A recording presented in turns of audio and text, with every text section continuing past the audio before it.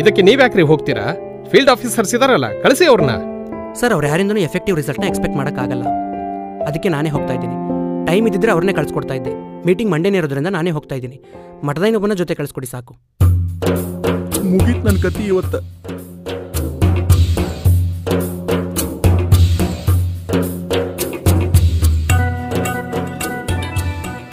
ಲೇ ನನ್ನ ಮಕ್ಕಳ, ಇವತ್ತು ವೀಕೆಂಡ್ ಪಾರ್ಟಿ ಮಾಡಕ್ಕೆ ನಾನು ಬರಂಗಿಲ್ಲ. ಯಾಕಂದ್ರೆ ಐತಲ್ಲ ನಮ್ಮ ಗೊಗ್ಗಯ್ಯ, ಅದು ನಾನು ಬಿಡಂಗಿಲ್ಲ. ಮಕ್ಕಳ, ನನ್ನ ಪಾಲಿನ ಎಣ್ಣೆ, ಮಿರ್ಚಿ, ಖಾರ, ಉಪ್ಪಿನಕಾಯಿ ಎಲ್ಲ ಹಂಗ ತೆಗೆದಿಡ್ರ. ಮತ್ತ ರಾತ್ರಿಕೀಗ ನಾವು ತಗೊಳ್ಳೋನದೀನಿ.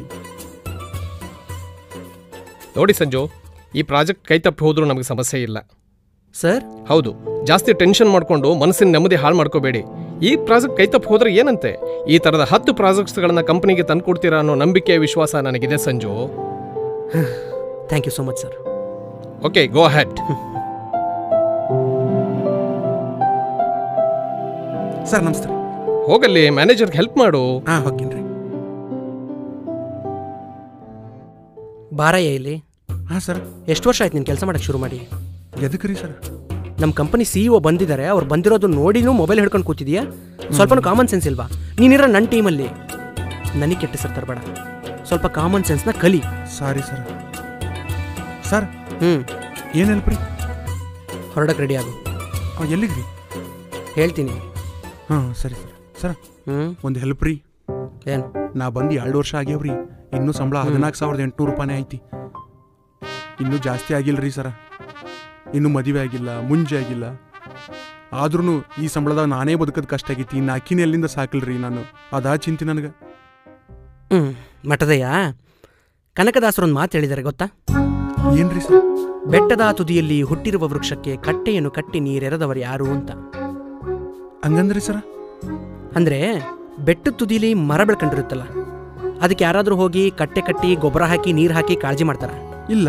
ಆದರೂ ಅದು ಸೊಂಪ ಬೆಳ್ಕೊಂಡಿರುತ್ತಲ್ಲ. ಹೌದು. ಹೆಂಗೆ ಅದು? ಭಗವಂತ ನೋಡ್ಕೊಂತೇನ್ರಿ ಎಲ್ಲ. ಹಂಗೆ ನಮ್ಮ ಲೈಫು ಕೂಡ ಏನು ಚಿಂತೆ ಮಾಡೋ ಅವಶ್ಯಕತೆ ಇಲ್ಲ, ಎಲ್ಲ ಅವನೇ ನೋಡ್ಕೊತಾನೆ. ಸರ, ಈ ಪದ್ಯನ 5ನೇ 10 ಓದೋ ಮುಂದಿತ್ರಿ. ತಲ್ಲಣಿಸಿದ್ರು ಕಂಡ್ಯ. ಓ, ಅದ ಏನ್ರಿ? ಅವಾಗ ಅರ್ಥ ಆಗಿದ್ದಿಲ್ರಿ, ಈಗ ಬೇಸ್ ಅರ್ಥ ಆತ್ ನೋಡ್ರಿ. ಸರ, ನಾನು ನಿಮ್ಮನ್ನು ನೋಡಕ್ ಶುರು ಮಾಡಿ 2 ವರ್ಷ ಆತ್ರಿ. ಇನ್ನೂ ನೀವು ನನಗೆ ಅರ್ಥನೇ ಆಗಿಲ್ರಿ ಸರ. ಒಂದೊಂದ್ಸಲ ನೋಡಿದ್ರೆ ಫುಲ್ ಸ್ಟ್ರಿಕ್ಟ್ ಆಫೀಸರ್ ತರ ನಾಸ್ತಿಕರಾಡ್ದಂಗೆ ಆಡ್ತೀರಿ.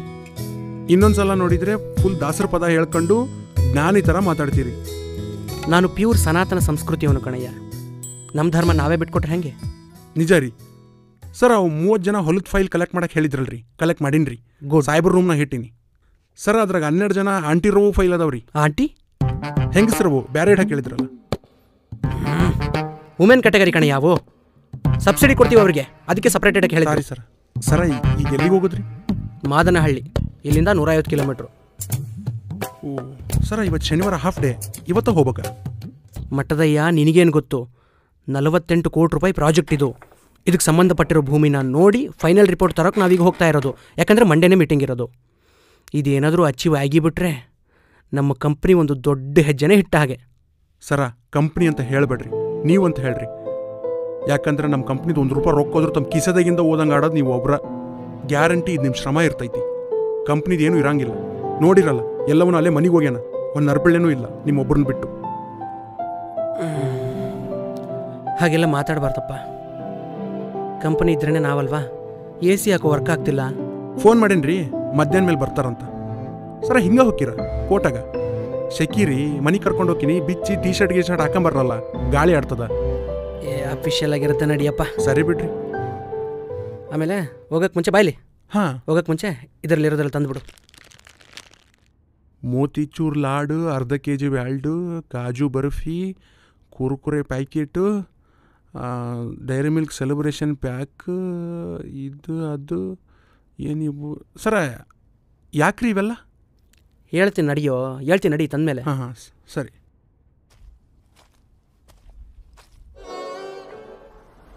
ಸರ, ತಿಂಡಿ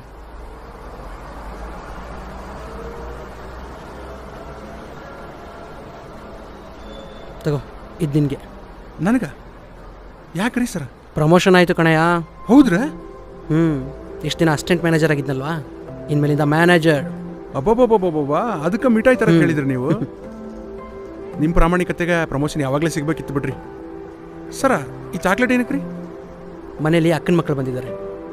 ಹಂಗಾರೆ ಇವಾಗ ಕೂಲಿ ಜಾಸ್ತಿ ಆಗ್ಯದ? ಆಬ್ವಿಯಸ್ಲಿ ಸಂಬಳ ಜಾಸ್ತಿ ಆಗಿದೆ. ಎಷ್ಟು ರೀ? 2 lakh per month. ಅಂದ್ರ ತಿಂಗಳಿಗೆ 2 ಲಕ್ಷ. ಅಬ್ಬಾ ಬಾಬಾ, ಹಂಗಾರೆ ಆಫೀಸ್ನಾಗ ನೀವೆಲ್ಲರೂ ಸಂಪಾದ್ರಿ, ನಾನೊಬ್ಬನೇ ಕಡು ಬಿಡುವ. ಮಠದಯ್ಯ ಪುರಂದರದಾಸರು ಏನು ಹೇಳಿದ್ದಾರೆ ಗೊತ್ತಾ? ಏನ್ರಿ? ಒಡ ಹುಟ್ಟಿದವ ನೀನೇ, ಒಡಲಿಗೆ ಹಾಕುವ ನೀನೇ, ಉಡಲು ಹೊದೆಯಲು ವಸ್ತ್ರ ಕೊಡುವ ನೀನೇ, ಮಡದಿ ಮಕ್ಕಳನ್ನೆಲ್ಲ ಕಡೆ ಹಾಯಿಸುವ ನೀನೇ, ಬಿಡದ ಸಲಹು ಒಡೆಯ ನೀನಿರುವ ತನಕ ನಾನೇಕೆ ಬಡವನು, ನಾನೇಕೆ ಪರದೇಶಿ, ಶ್ರೀನಿದೇ ಹರಿಯನಿಗೆ ನೀನಿರುವ ತನಕ ಅಂತ. ಸರ ಹಂಗಂದ್ರೆ ಏನ್ರಿ? ಅಂದರೆ ನಮಗೆಲ್ಲ ಊಟ ತಿಂಡಿ ಬಟ್ಟೆ ಬರೆ ಹೆಂಡತಿ ಮಕ್ಕಳು ಅಪ್ಪ ಅಮ್ಮ ಅಣ್ಣ ತಂಗಿ ಅಕ್ಕ ತಮ್ಮ ಇವ್ರನ್ನೆಲ್ಲ ಕೊಡೋಕೆ ಆ ದೇವ್ರಿರೋವರೆಗೂ ಈ ಭೂಮಿ ಮೇಲೆ ಯಾರೂ ಬಡವರಲ್ಲ ಅಂತ ಹೇಳಿರೋದು. ಅದು ಖರೆ ರೀ. ಮತ್ತು ನೀವು ಹಿಂಗೆ ಅನ್ಕೊಂಡು ನನ್ನ ಸಂಬಳದ ಬಗ್ಗೆ ಕೇಳದೇ ಇರಬೇಡ್ರಿ. ಮತ್ತೆ ಇಲ್ಲ ಮಂಡೆ ಮಾತಾಡ್ತೀನಿ ಮೀಟಿಂಗಲ್ಲಿ. ಮೀಟಿಂಗ್ನಾಗ ನಿಮ್ಮ ಪಾದ ಬ್ಯಾಡ್ರಿ. ಯಾಕೆ? ನೀವು ಆಯಪ್ಪನ ಹತ್ರ ಆ ಟೈಮ್ನಾಗ ನನ್ನ ಸಂಬಳದ ಬಗ್ಗೆ ಕೇಳಿ, ಆಯಪ್ಪ ಇವನ ಬಗ್ಗೆ ಇಂಥ ಟೈಮ್ನಾಗ ಕೇಳೋಂಥದ್ದು ಏನಿತ್ತು ಅಂತ ಮೀಟಿಂಗ್ ಮುಗಿದ ಮೇಲೆ ಸಿಟ್ಟಾಗಿ ನನಗೆ ಫೋನ್ ಹಚ್ಚಿ, ನಿನಗೆ ಈಗ ಕೊಡ್ತಿರೋ ಸಂಬಳನೇ ಜಾಸ್ತಿ, ನಿನಗೆ ಇನ್ನೂ ಜಾಸ್ತಿ ಕೂಲಿ ಜಾಸ್ತಿ ಬೇಕೇನ್ಲಿ ಅಂತ ನನ್ನ ಅಂತಾರ್ರಿ. ಅವ್ರು ಹೊರಗೆ ಬರ್ತಾರಲ್ರಿ, ಅವಾಗ ಕೂಲಾದ್ಮೇಲೆ ಕೇಳ್ರಿ. ಸರ ನಿಮಗೆ ಪ್ರಮೋಷನ್ ಸಿಕ್ಕಿದ್ದು ಯಾವ ನನ್ನ ಮಗನೂ ಹೇಳಿಲ್ಲ ನೋಡ್ರಿ ನನಗೆ. ಪ್ರಮೋಷನ್ ಲೆಟರ್ ಬಂದಿರೋದೇ ಇವತ್ತು. ಸೋಮವಾರ ಮೀಟಿಂಗಲ್ಲಿ ಎಲ್ಲರ ಮುಂದೆ ಅಫಿಷಿಯಲ್ ಅನೌನ್ಸ್ಮೆಂಟು. ಹಂಗಾರೆ ಅವತ್ತೇ ಹಾರ ಶಾಲು ಪೇಟ ಖಾರ ಸ್ವೀಟ್ ಎಲ್ಲ. ಹಂಗಾರೆ ಅವತ್ತೇ ಹೊಸ ಕ್ಯಾಬಿನು ಕಾರೆಲ್ಲ ಕೊಡ್ತಾರ? ಇದನ್ನ ಕೊಡೋಕ್ಕೆ ಒದ್ದಾಡ್ತಾರೆ, ಇನ್ನು ಹೊಸ ಕಾರ್ ಬೇರೆ.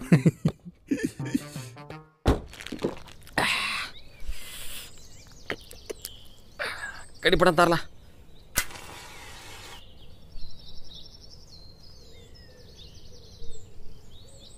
ಲೇ ಬಸವ, ಸಾಕು ಎದ್ನಡಿಯೋ. ಇಲ್ಲವೇ ಇತ್ತೀಚೆಗೆ ಯಾಕೋ ಜಾಸ್ತಿ ಕುಡಿತಾ ಇದೀಯಾ? ನನ್ನ ದುಡ್ಡು ನೀ ಕುಡಿಸಿದ್ದ? ನಿಂದೆ ಕಣಪ್ಪ, ಆದ್ರೆ ಯಾವುದೂ ಜಾಸ್ತಿ ಆಗಬಾರ್ದು. ಲೇ ನಾನೇನು ಮಾಡಿದ್ರೆ ತಾರಕನೇ, ಅದಕ್ಕೆ ನಮ್ಮ ಅವ್ವ ಹೇಳೋದು ಕಮ್ಮಿ ಮಿಂಡ್ರಿ ಅಲ್ಲ ಅಂತ. ನಾನು ಯಾಕೆ ಯಾವುದೋ ಜಾಸ್ತಿ ಆಗಬಾರ್ದು ಅಂತಂದೆ ಅಂದರೆ, ನಿನಗೆ ಚಿಕನ್ ಜಾಸ್ತಿ ಇಷ್ಟ ಅಂತ ಹೋದ್ವಾರ ಜಾಸ್ತಿ ಚಿಕನ್ ತಿಂದು ನಿಂಗೆ ಏನಾಗಿತ್ತು? ಮುಕ್ಕಳ ರಕ್ತ ಇತ್ತು. ಹಂಗೆ ಜಾಸ್ತಿ ಕುಡಿದ್ರೆ ಬರಬಾರ್ದು ಜಾಗದಲ್ಲೆಲ್ಲ ರಕ್ತ ಬರುತ್ತೆ. ಲೇ ಬಸವ, ಫ್ರೆಂಡು ಅನ್ಕೊಂಡು ಒಂದು ಮಾತು ಹೇಳ್ತೀನಿ.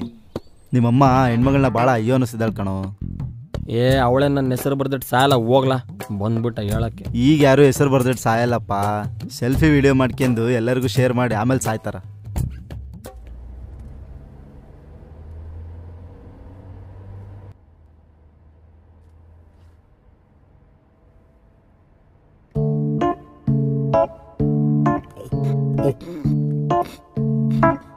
ಇನ್ನು ಎಷ್ಟೊತ್ತಾಗುತ್ತೆ? ಮಠದಯ್ಯ, ಲಾಡು ತಿಂತ ಇದೆಯಾ? ತಿನ್ನು ತಿನ್ನು ತಿನ್ನು. ಹಿಂಗ ಹೋದ್ರ ಇನ್ನು 2 ಗಂಟೆ ಆಕತ್ರಿ. ಸರ ಅಂಕಲ್ ಆಗಾಕತ್ತೀರಿ, ಮದುವೆ ಆಗ್ರಿ. ನೀನ್ ನಮ್ಮ ಅಣ್ಣ ಇದ್ದಂಗಿದೀಯ, ನೀನಾಗು ಫಸ್ಟು. ಅದು ನಿಜ ರೀ. ಅಲ್ಲ ನೀವ್ಯಾಕ್ರಿ ಸರ ಇನ್ನು ಯಾರನ್ನೂ ಇಷ್ಟಪಟ್ಟಿಲ್ಲ?